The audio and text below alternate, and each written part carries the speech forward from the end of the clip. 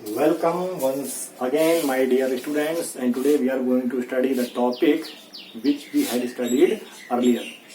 In previous class हम आज revise करेंगे. हम क्या रिवाइज करेंगे?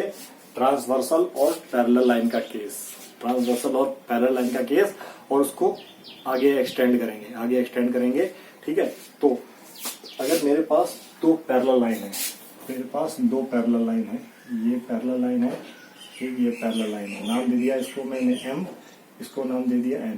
इसको एक ट्रांसवर्सल L ने काटा, तो हमारे पास कई डिफरेंट एंगल के केसेस बनेंगे.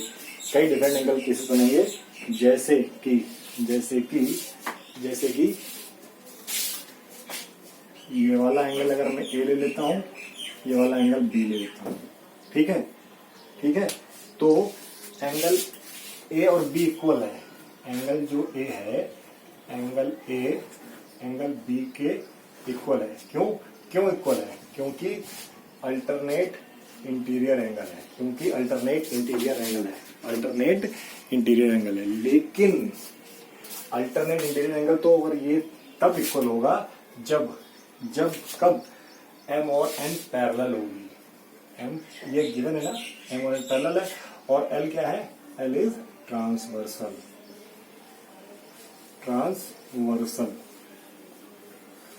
तो जो L और M और N है पैरेलल लाइन है, इसीलिए अगर ये पैरेलल नहीं होते तो भी अल्टरनेट इंटीरियर एंगल तो होते, लेकिन इक्वल नहीं होते. सिमिलरली अगर मैं ये एंगल 1 है, ये एंगल 2 है, क्योंकि अगर मैं नंबरिंग नहीं बदलूंगा तो बच्चे 1 2 3 4 5 6 7 8 याद कर लेंगे. मैं चाहता हूं बच्चे लोकेशन याद करें. तो मैंने देखा एंगल 1 और एंगल 2 ये भी अल्टरनेट इंटीरियर एंगल है. अगर मैं और एंगल्स की बात करूं तो ये अगर एंगल X है तो ये एंगल Y है, ये भी अल्टरनेट एक्सटीरियर एंगल होंगे. ये अगर एंगल 3 है तो ये एंगल 4 होगा. ये कौन से एंगल होंगे? ये एंगल होंगे अल्टरनेट एक्सटीरियर एंगल. कौन से एंगल होंगे? Alternate exterior angles. कौन से? जो एंगल X है वो एंगल Y के बराबर होगा, और एंगल 3 है वो एंगल 4 के बराबर होगा. आई होप यहाँ तक क्लियर होगा. ये टॉपिक आप पहले डिटेल में पढ़ चुके हैं. ठीक है. तो यहाँ पे मैंने दोबारा से इसको कंसिडर किया है क्योंकि बहुत इंपॉर्टेंट डायग्राम है, और कई क्वेश्चन इस पे आते हैं. ठीक है. तो ये हो गया. अगर मैं कोरस्पॉन्डिंग एंगल की बात करूं, कौन से एंगल की बात करूं? कोरस्पॉन्डिंग एंगल की बात करूं तो देखना एंगल A किसके बराबर हो जाएगा? एंगल 1 के, जबकि एंगल B एंगल 2 के. जो एंगल 3 है वो, मैं सही बोल रहा हूं? एंगल 1 है क्या? मैं सही बोल रहा हूं? नहीं, मैं सही नहीं बोल रहा हूं.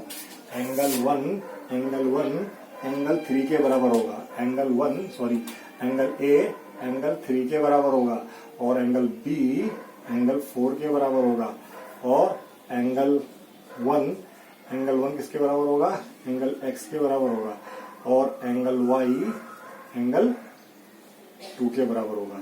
ये सारे क्या होंगे? Corresponding angle. ये चारों कोरस्पॉन्डिंग एंगल.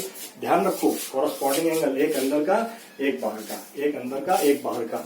A अंदर का, 3 बाहर का, B अंदर का, 4 बाहर का, 1 अंदर का, X बाहर का, Y बाहर का, 2 अंदर का. मतलब इंटीरियर एंगल की बात कर रहे हैं तो दोनों इंटीरियर में होने चाहिए. एक्सटीरियर एंगल की बात कर रहे हैं तो दोनों एक्सटीरियर में होने चाहिए. कोरस्पॉन्डिंग एंगल की बात कर रहे हैं तो एक अंदर का, एक बाहर का. ठीक है. अब अगर मैं को इंटीरियर एंगल की बात कर रहा हूं, कॉन्सेक्यूटिव और अलाइड एंगल की बात, को इंटीरियर, तो हमको पता है को इंटीरियर कौन से हो गए? एंगल 1 एंड एंगल A, और एंगल 2 एंड एंगल B. और अगर को एक्सटीरियर की बात कर रहा हूं तो एंगल X एंड एंगल 3, और एंगल 4 एंड एंगल Y. ये सारे एंगल इक्वल हैं क्योंकि ये लाइन पैरेलल है, तो ये एंगल ये एंगल है यहाँ पे, लेकिन क्या ये एंगल इक्वल है? एंगल 1 और एंगल ए, एंगल 1 और एंगल ए क्या है? एंगल 1 और एंगल ए को इंटीरियर एंगल इक्वल है? नहीं नहीं। यहाँ पे इस केस में किसकी बात होती है? इस केस में सम की बात होती है। इन दोनों का सम जो को इंटीरियर एंगल है, मतलब एंगल 1 और एंगल ए का सम 180 डिग्री है। एंगल 1 यहाँ पे क्या है? इन दोनों का सम, इन दोनों पेयर का सम 180 है। इन दोनों पेयर का सम 180 है। इन दोनों पेयर का सम 180 है। इन दोनों पेयर का सम 180। इन दोनों पेयर का मतलब इस पेयर का सम 180 है। दोनों पेयर क्या? दो पेयर हो गए। इस पेयर का सम 180 है।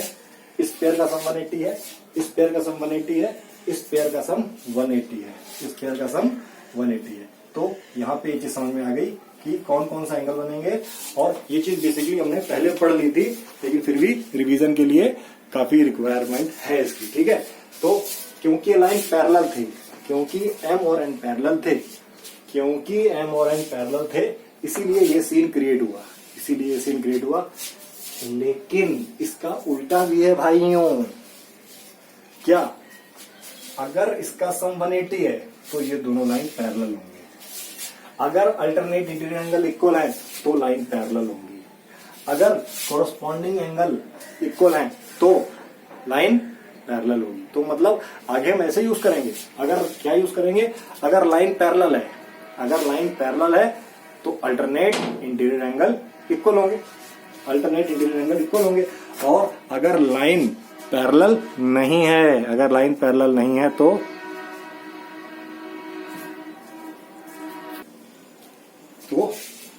आई होप आप बातों को समझ पा रहे होंगे हैं कि अगर लाइन पैरेलल है तो अल्टरनेट इंटीरियर एंगल इक्वल है, अल्टरनेट एक्सटीरियर एंगल इक्वल है, कोरस्पॉन्डिंग एंगल इक्वल है, और को इंटीरियर एंगल का सम 180 है, को एक्सटीरियर एंगल का सम 180 है। अभी हमने यहाँ पे वर्टिकली अपोजिट एंगल की बात नहीं की है, वर्टिकली अपोजिट एंगल की बात नहीं की है, एडजेसेंट एंगल की बात नहीं की है, एडजेसेंट एंगल की बात नहीं की है, लेकिन एग्जिस्ट कर रहे हैं क्योंकि पूरा फोकस इन एंगल के ऊपर है, पूरा फोकस इन एंगल के ऊपर है। तो मैंने क्या बता दिया? अगर लाइन पैरेलल है तो ये सारे केस फॉलो होंगे, ये सारे केस फॉलो होंगे। साथ ही अगर ये केस फॉलो हैं, ये सारे केस फॉलो करते हैं, ये सारे केस फॉलो करते हैं, इसका मतलब लाइन पैरेलल है। अगर इनमें से कोई एक चीज होल्ड हो जाती है, इसमें से कोई एक चीज होल्ड हो जाती है तो लाइन पैरेलल हो जाएंगी। दोबारा बता रहा हूं, इनमें से कोई एक चीज होल्ड हो जाती है, अगर आपने अल्टरनेट इंटीरियर एंगल बराबर कर दिया तो वो जो दो लाइनों के बीच में बन रहे हैं वो दोनों लाइन पैरेलल होंगी। अगर आपने कोरस्पॉन्डिंग एंगल बराबर कर दिए तो लाइन पैरेलल होंगी। कोई से भी इंटीरियर एक्सटीरियर कोई फर्क नहीं पड़ता। अगर आपने इनका सम 180 कर दिया तो लाइन पैरेलल होगी। अच्छा, मैं ये बार बार क्यों बोल रहा हूँ? अभी इसका रिजल्ट यूज होगा इसलिए बोल रहा हूँ कि आपके दिमाग में ये छप जाए। ठीक है, देखो कुछ चीजें होती हैं, जैसे अभी आपको 1 2 3 4 सोचना नहीं पड़ता, तो अगर उस लेवल पे मैथ क्लियर हो जाए तभी मैं मानूंगा कि आपको आ गया। ये नहीं आपको सोचना पड़े, रुक रहे हो, गलती कर रहे हो, नहीं। अच्छा, अब क्या है, कुछ थ्योरम्स हैं जो मैं केवल पढ़ूंगा। If a transversal intersect two parallel line then each pair of alternate interior angle is equal. ठीक, theorem 6.2 again, if a transversal intersect two parallel lines then each pair of alternate interior angle is equal। Cover कर दिया? अच्छा, cover हो गया ना? ठीक है। उसके बाद theorem 6.3, if a transversal intersect two such pairs of alternate interior angle is equal then two lines are parallel। इसका उल्टा, अगर alternate angles are equal, अगर alternate interior angles are equal है तो लाइन पैरेलल है, तो लाइन पैरेलल है। ठीक है, फिर theorem 6.4, if a transversal intersect two parallel lines then each pair of interior angles are on the same side of a transversal is supplementary. देखो, angle 1 और ए, एंगल 1 और ए का सम कितना है? 180। मैंने बोला था, पहली क्लास में बताया था, अगर दो एंगल हैं उनका सम 180 डिग्री है, कहीं भी बन रहे हो, ये एंगल 180 बन रहे हैं, लेकिन लीनियर पेयर नहीं बना रहे हैं।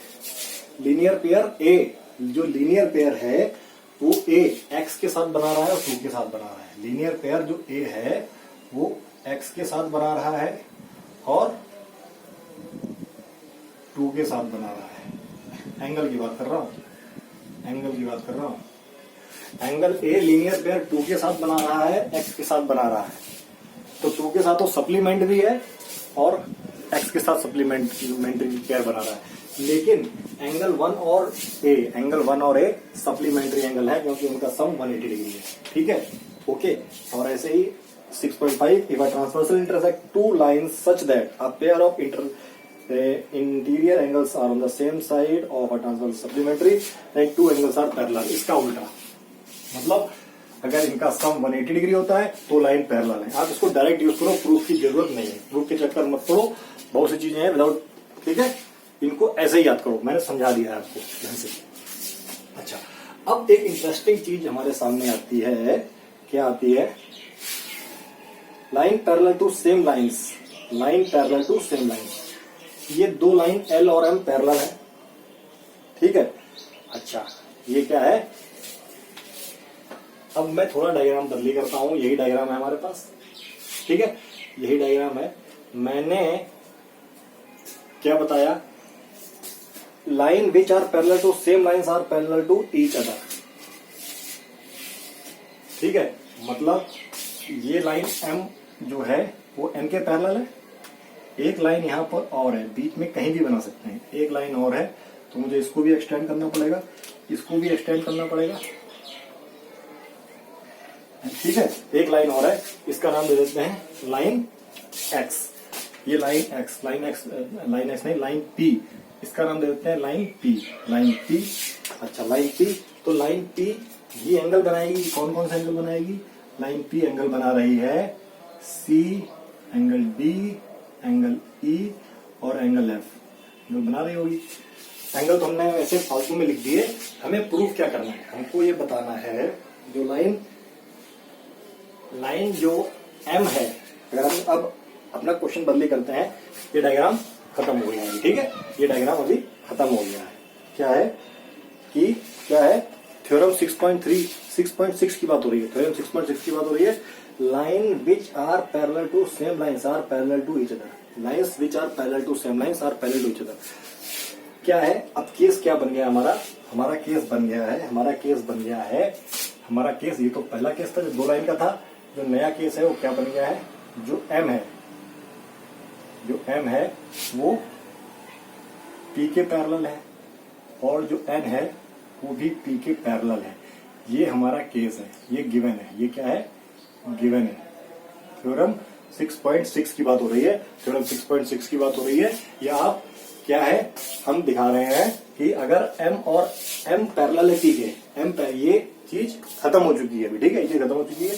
एम जो है वो पी के पैरेलल है और एन है वही पी के पैरेलल है। तो मुझे क्या करना है? तो मुझे टू प्रूव क्या करना है? जो एम है वो एन के पैरेलल है, ये प्रूव करना है, ये मुझे प्रूव करना है। गिवन क्या लिखा है? जो एम है मतलब क्या? अ लाइन पैरेलल, 2 लाइन है वो किसी थर्ड लाइन के पैरेलल है, 2 लाइन है वो किसी थर्ड लाइन के पैरेलल है। तो मुझे प्रूव करना है वो लाइन आपस में भी पैरेलल होंगी, वो लाइन आपस में भी पैरेलल होंगी, ठीक है। अच्छा, मैं इसको मिटा देता हूँ, जगह हमारे पास पर्याप्त है, इससे में प्रूव हो जाएगा। अब मैं इसको प्रूव करता हूँ, ठीक है। अब मैं प्रूव करता हूँ, देखो, क्योंकि एम जो है वो पैरेलल है, एम और एम किसके पैरेलल है? पी के, एम पी के पैरेलल है। इसका मतलब जो एंगल 2 है वो एंगल सी के बराबर होगा। एंगल ए है वो एंगल बी के बराबर होगा, ठीक है। एंगल 4 है वो एंगल एफ के बराबर होगा। एंगल एक्स है वो एंगल ई के बराबर होगा। कौन से? अल्टरनेट इंटीरियर एंगल और ये अल्टरनेट एक्सटीरियर एंगल, ठीक है। बताओ, एंगल P पैरेलल हैं तो अल्टरनेट एंगल हो गए। इनमें से हम एक केस ले लें तब भी चल जाएगा, एक केस ले लें तब भी चल जाएगा, क्योंकि पैरेलल है तो ये बराबर होगा ना, ये बराबर होगा, बराबर होगा। अब हम क्या बोल, हम ये भी लिख सकते हैं, हम ये भी लिख सकते हैं क्योंकि M और N पैरेलल है तो क्या जो एंगल 2 है वो एंगल E के बराबर होगा, एंगल A है वो एंगल F के बराबर होगा, एंगल A है वो एंगल A है वो एंगल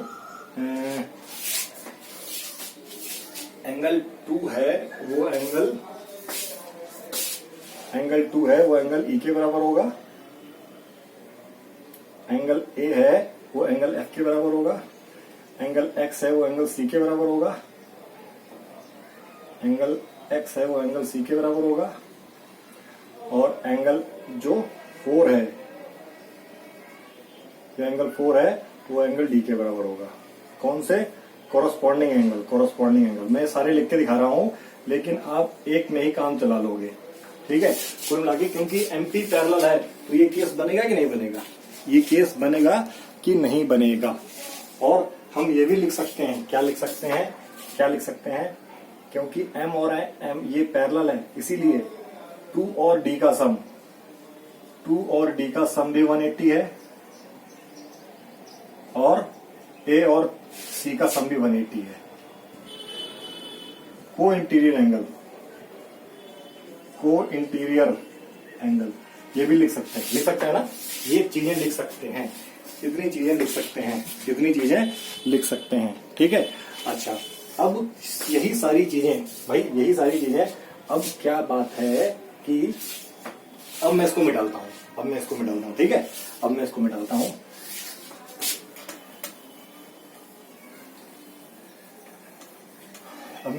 हूं। हमारा केस यहां से शुरू हो चुका था, क्या रहा, M और N पैरेलल है ना, तो उससे जो M और P पैरेलल थी उससे हमने इतनी चीजें निकाल दी, लेकिन जो N है वो भी तो P के पैरेलल है, ये भी गिवन है, N P के पैरेलल है, तो एंगल 1 है वो C के बराबर, एंगल जो 1 है वो D के बराबर होगा कि नहीं होगा,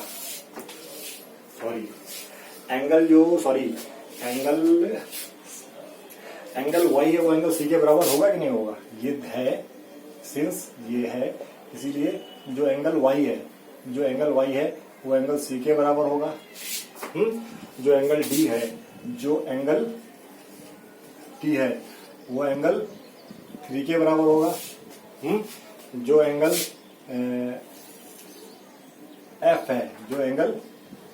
F है वो किसके बराबर होगा, वो एंगल B के बराबर होगा, और जो एंगल E है वो एंगल 1 के बराबर होगा। Again alternate interior angle, alternate exterior angle, ये सारे मैं लिख रहा हूं, आप एक चीज लिखोगे काम चल जाएगा, ठीक है।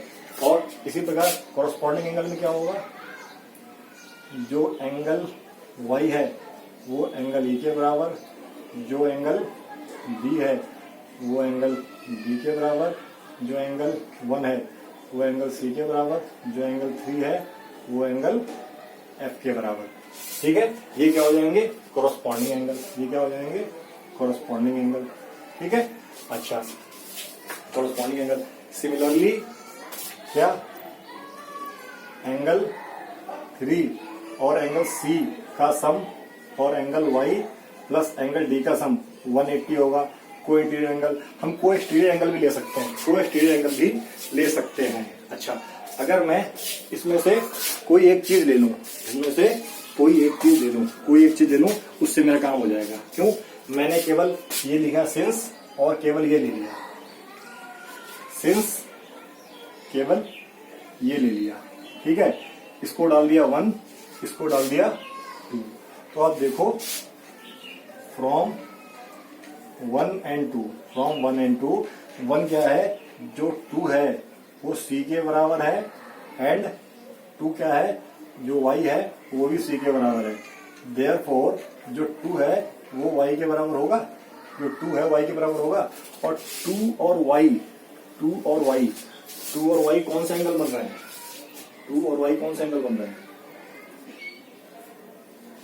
टू और वाई कौन से एंगल बन रहे हैं, टू और वाई हम लिख सकते हैं सिंस कौन से एंगल बन रहे हैं, टू और वाई, कॉरस्पॉन्डिंग एंगल्स क्या लिखेंगे,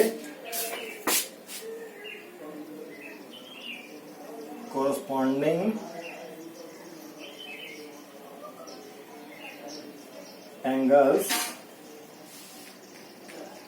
किसमें, in M and N, M और एन में बन रहे हैं, बन रहे नहीं बन रहे, therefore M parallel N, therefore M parallel N, therefore M parallel N. देखो मैंने सारे केस कंसीडर कर दिए हैं, मैंने सारे केस कंसीडर कर दिए, क्यों कर दिए हैं, लेकिन आप एक केस ले लो, सिंस एम पैरेलल पी, इसलिए जो 2 है वो सी के बराबर है, एन पैरेलल पी तो वाई भी सी के बराबर है, क्यों, क्योंकि अल्टरनेट इंटीग्रल एंगल है, फ्रॉम फर्स्ट एंड सेकंड ये इसके बराबर है, तो हमने क्या देखा, 2 और वाई बराबर है, तो since corresponding angle between m and n are equal, corresponding angle m and n are equal, so we can say m and n are parallel। तो ये क्या था हमारा लाइंस, किस हेडिंग के अंदर हमने ये पढ़ा है, कौन सी थ्योरम पढ़ी हमने क्या पढ़ा है, ये lines which are parallel to same lines, क्या है, lines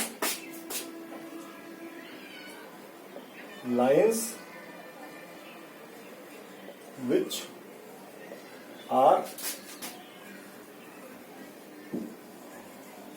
parallel to same lines, same line कर देते हैं, same line are parallel to each other, are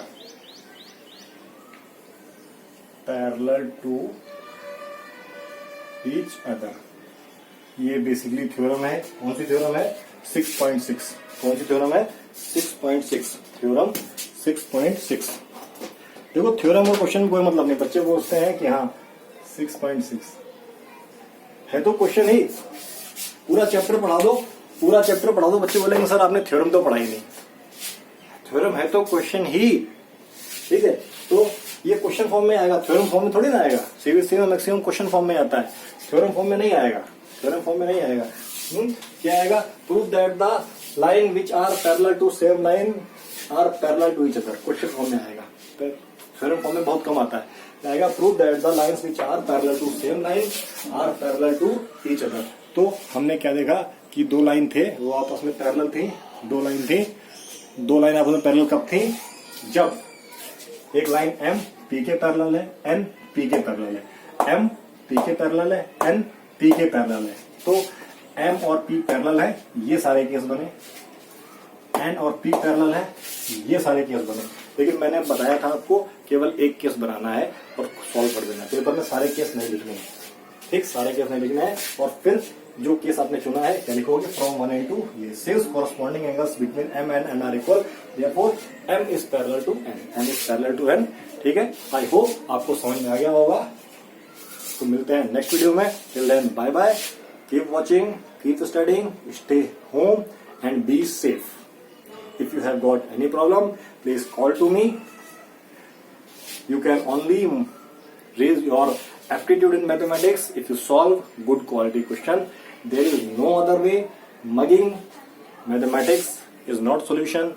So if you want to learn mathematics, if you want to be efficient in mathematics, you need to study with strategic planning. I hope you are comfortable with my strategy and my way of teaching. हमने कई test डाल दिए हैं YouTube पे, आप उनको बार बार देखते रहो, करते रहो, ताकि आप अपना एनालाइज भी करते रहो। Thank you for watching.